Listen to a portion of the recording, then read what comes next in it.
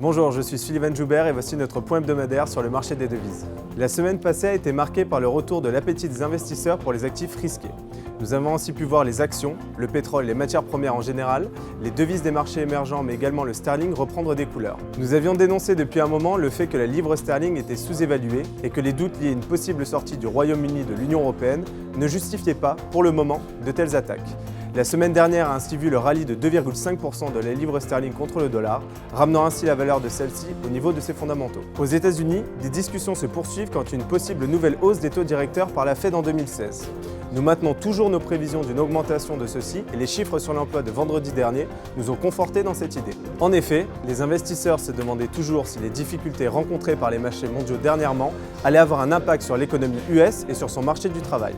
Grâce à un rythme soutenu de 225 000 emplois créés, ces craintes ont ainsi été balayées. L'absence de pression inflationniste sur le niveau des salaires, qui ont baissé de 0,1%, peut également être vue d'un bon œil.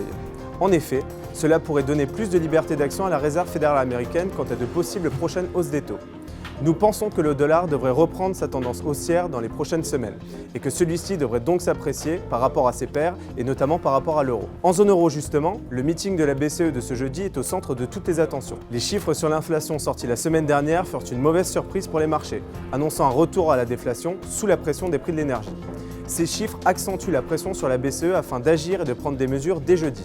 Nous nous attendons à des annonces fortes sur plusieurs fronts, notamment les taux directeurs, le quantitative easing, ainsi que des mesures pour relâcher la pression sur la rentabilité des banques. Un rapport spécial sera par ailleurs publié dans la semaine sur ce sujet. Pour conclure, un point sur les marchés émergents qui ont poursuivi leur rebond la semaine passée.